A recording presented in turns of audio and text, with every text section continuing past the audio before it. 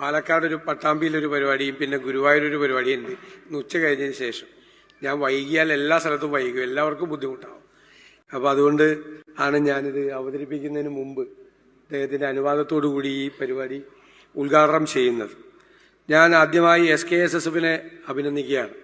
ഇതുപോലെ ഒരു ഫ്യൂച്ചറിസ്റ്റിക് ആയിട്ടുള്ള ഒരു പരിപാടിയാണ് ആസൂത്രണം ചെയ്തിരിക്കുന്നത്. ഞാനിത് മുഴുവൻ വായിച്ചൊന്ന് ഓടിച്ചു നോക്കിയപ്പോൾ എനിക്ക് ചെറിയ അസൂയ തോന്നി.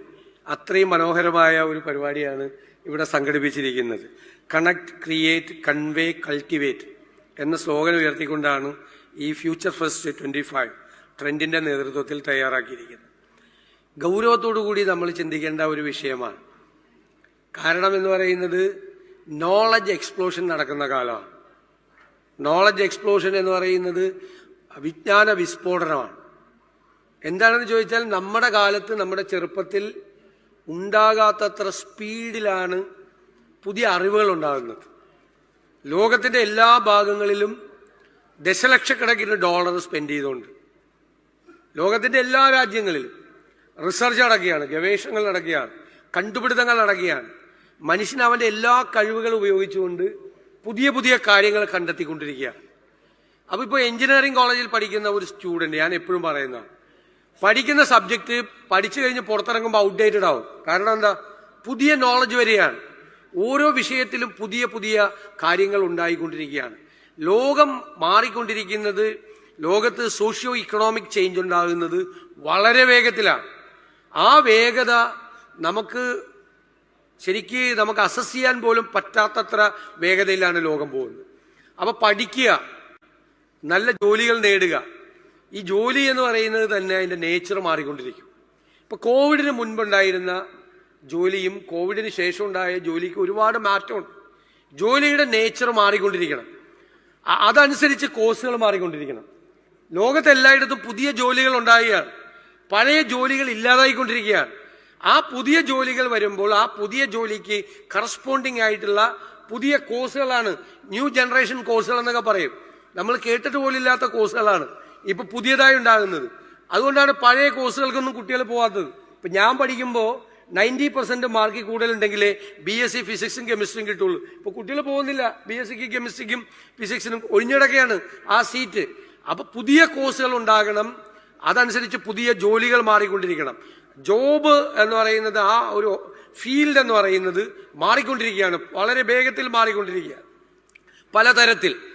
അതിപ്പോ നമുക്ക് ആർട്ടിഫിഷ്യൽ ഇന്റലിജൻസ് വന്നു. ആർട്ടിഫിഷ്യൽ ഇന്റലിജൻസ് ഉണ്ടാക്കാൻ പോകുന്ന ചേഞ്ച് എന്താണെന്ന് നമുക്ക് ഊഹിക്കാൻ പോലും പറ്റാത്ത ചേഞ്ചാണ്.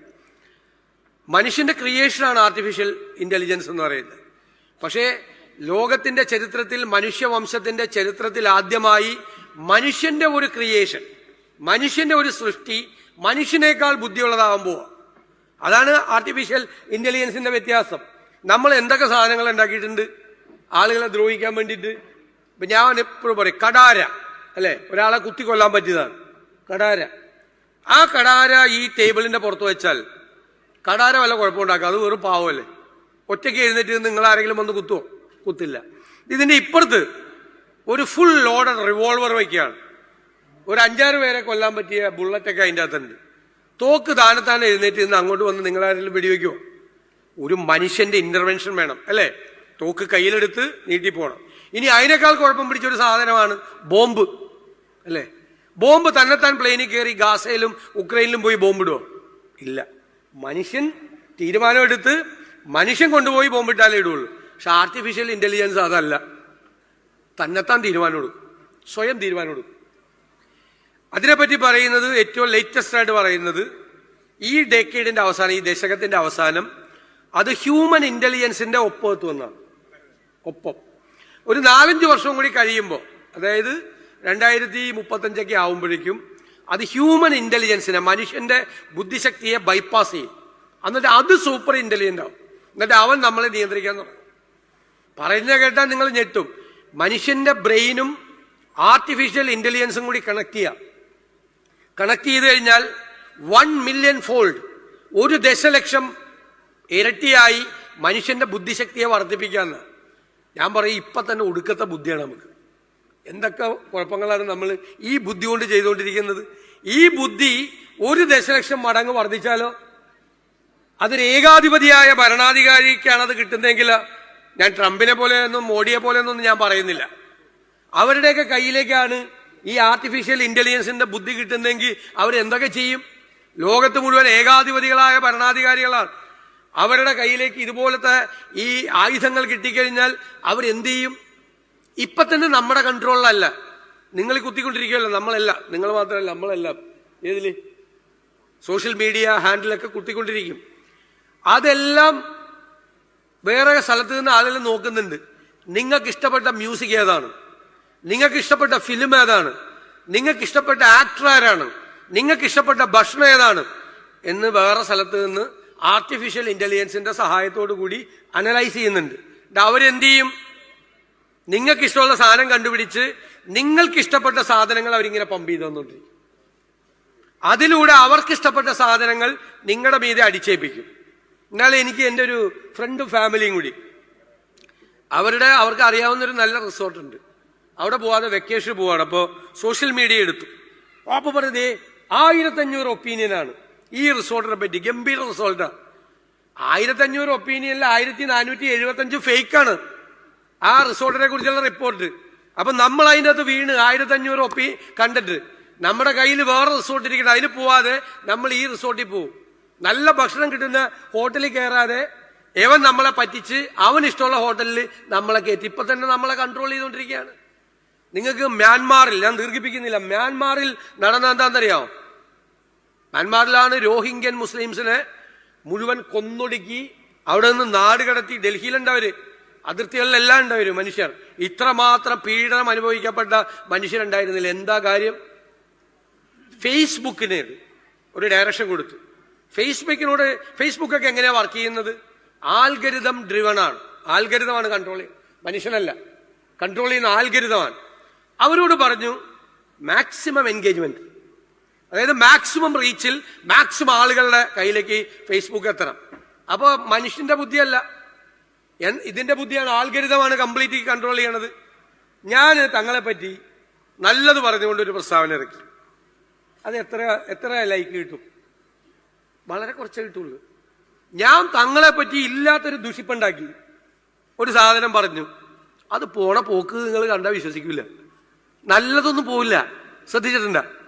ദുഷിപ്പും തെറ്റും നുണയും പച്ചക്കള്ളവും വർഗീയതയും ആളുകളെ.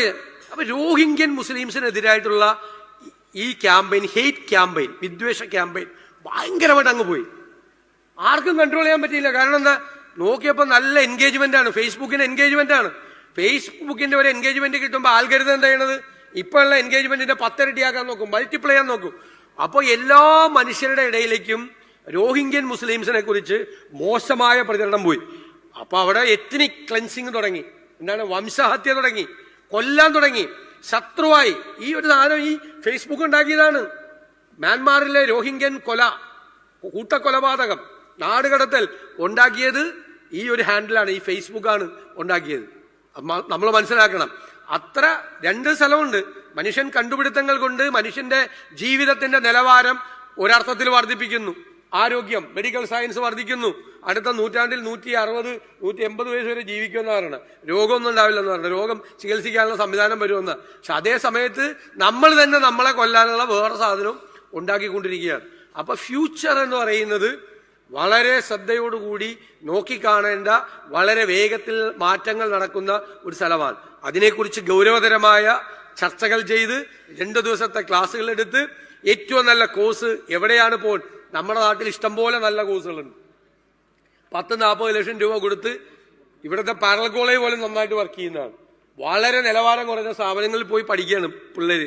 10-40 ലക്ഷം രൂപ വീട് പണയപ്പെടുത്തി.